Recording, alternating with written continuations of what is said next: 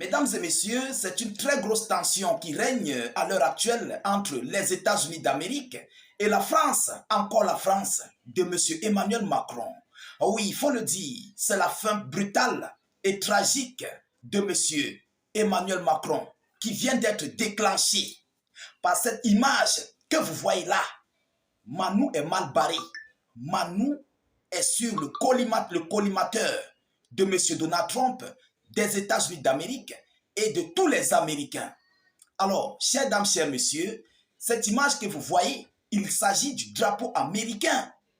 Le drapeau, nous savons sa valeur, nous connaissons la valeur du drapeau américain qui représente l'armoirie d'un pays, qui représente le tricolore d'un pays, qui représente les États-Unis d'Amérique, qui représente les Américains. Et c'est ce drapeau tant vanté, tant protégé des Américains qui vient d'être envoyé en fumée en France sur le territoire de M. Emmanuel Macron. Par qui? Par les étudiants français. Mesdames et messieurs, il s'agit d'une manifestation des étudiants français et une minorité des classes politiques françaises qui sont en train de protester depuis plusieurs jours maintenant par rapport à la mauvaise gestion, la mauvaise gouvernance de ce monsieur d'Emmanuel Macron qui continue ici de vouloir embourber la France et tous les Français sur un mauvais pétrin. Mais son sort est en train d'être scellé. Son sort est en train d'être scellé, mesdames et messieurs. Mais qu'est-ce qui s'est réellement passé? Qu'est-ce qui se passe? Qu'est-ce qui n'a pas marché? Avant d'entrer dans la chose, mettez beaucoup de j'aime. Partagez la vidéoconférence au maximum, partout à travers les 4 coins du globe. N'hésitez pas, s'il vous plaît, de mettre beaucoup de commentaires. Mettez vos avis en commentaire. J'aimerais bien vous lire. Alors, mesdames et messieurs, il s'agit d'une manifestation de coupure. La manifestation de coupure budgétaire. Ah oui, ce sont les étudiants. Et vous savez que les étudiants ont des budgets chaque année, ou bien chaque trimestre dans d'autres pays, ou bien chaque mois dans d'autres pays. Et ces étudiants se voient en train d'être limités de ces budgets que Emmanuel Macron est en train de mettre la chose. Mais il coupe ça de la plus belle des manières. On ne sait pas où il envoie cet argent. Est-ce que cet argent est transféré en Ukraine? Est-ce que cet argent est transféré chez Volodymyr Zelensky au front? On ne le sait pas. Mesdames, Mesdemoiselles et messieurs, et vous savez que depuis que Emmanuel Macron a perdu le Sahel, mais nous sommes en train de constater, même au niveau des sociétés civiles, au niveau de la France, les Français se plaignent de la charité de la vie. Oui, tellement tout a augmenté. Emmanuel Macron met un stratagème sur pied pour pouvoir complètement anéantir les Français. Mais comme il n'y a plus d'argent, le robinet d'Afrique, le robinet africain a été fermé du côté du Sahel et dans d'autres pays d'Afrique. Emmanuel Macron ne sait plus où trouver de l'argent. Il ne connaît plus où trouver de l'argent.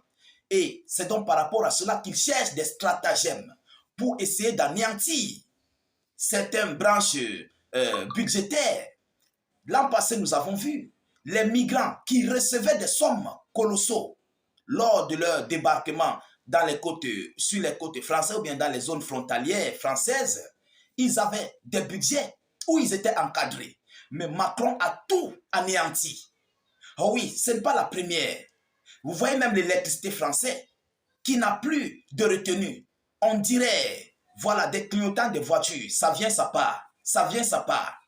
Et aujourd'hui, Manou n'a plus où prendre de l'argent. Maintenant, il s'attaque au budget des étudiants, au budget du peuple français. Ce sont des citoyens français. Ils méritent avoir leur budget. Et ce n'est même pas d'abord, ce n'est même pas à demander. C'est le droit, c'est leur droit. C'est comme ça. Mais Manou a décidé de couper ses budgets. Il a décidé d'anéantir ses budgets. Vous comprenez? Et malheureusement pour Macron, ce qui vient de se passer là, en image que vous voyez, a coïncidé avec l'augmentation des taxes douanières. Alors, où Washington est en train de voir cela à l'heure actuelle d'un mauvais œil, que c'est la France.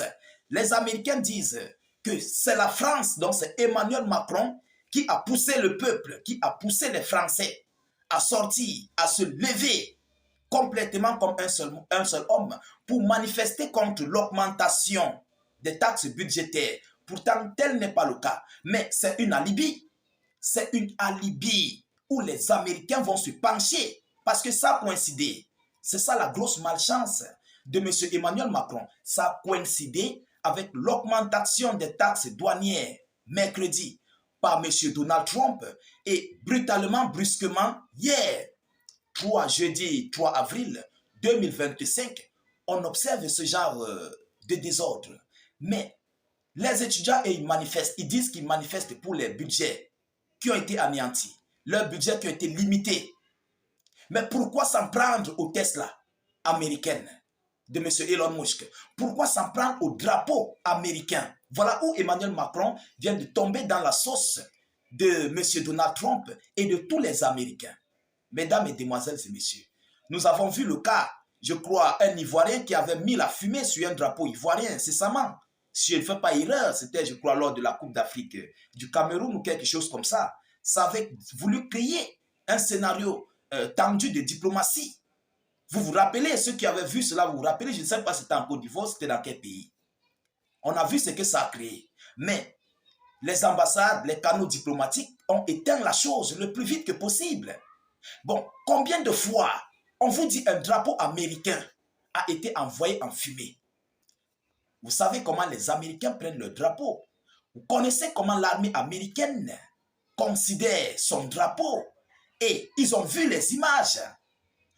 Bon, l'administration américaine est en train d'ouvrir un canal fiable pour frapper très fort et dur sur M. Emmanuel Macron. Mais la classe basse, la classe politique basse est en train de se prononcer d'une manière vraiment très tendue contre Emmanuel Macron. Oui, parce que ce que j'ai vu, je ne peux pas parler cela ici.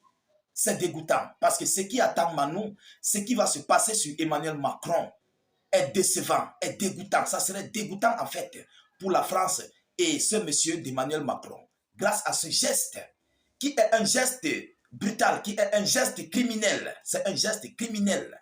Parce que derrière cette manifestation de coupure budgétaire se cache autre manifestation. C'est ce que les Américains disent, ce n'est pas moi.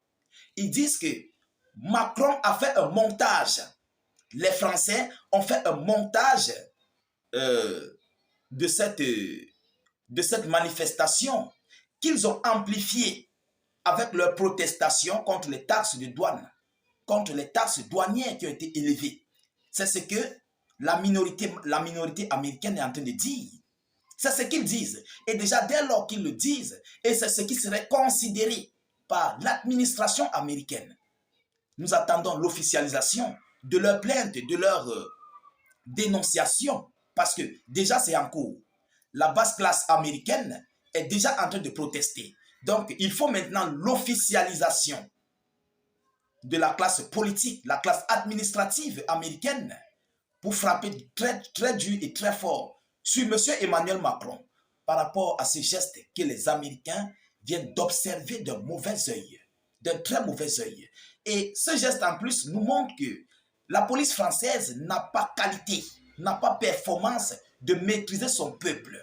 Mesdames et messieurs, parce que ces manifestants ont complètement envahi la police, les agents de sécurité qui sont venus pour maîtriser cette classe de manifestation, ils n'ont pas pu. Ils n'ont pas pu. Vous comprenez? Ils n'ont pas pu. Tous étaient cagoulés. Ils n'ont pas pu maîtriser ces gars. Alors, qu'est-ce qui va bien se passer? Mais en tout état de cause, il faut le savoir, il faut le retenir. Emmanuel Macron est mal barré parce que Washington vient de prendre cela très au sérieux et ça risquerait de coûter énormissimement cher à M. Macron dans les prochains jours à venir. Déjà, on en parle dans la classe, la classe politique américaine. Et plus pire encore, on en parle déjà dans les coulisses. Le bas peuple américain en parle. Donc, on attend juste l'officialisation de la chose. Et puis, ça serait le repos éternel de M. Emmanuel Macron et nous allons nous enjailler. Nous allons nous enjailler, mesdames et messieurs. Partagez au maximum cette vidéoconférence. Mettez-la partout à travers le monde. Sécurisez la vidéo avec un maximum de j'aime et suffisamment de cœur. n'hésitez pas de mettre vos avis en commentaire. Même si vous n'avez rien à écrire, vous pouvez mettre salut état d'urgence en commentaire ou encore vive la paix dans le monde. Je vous reviens tout à l'heure pour une prochaine série d'actualités. Soyez encore salués une fois de plus. Ciao, ciao.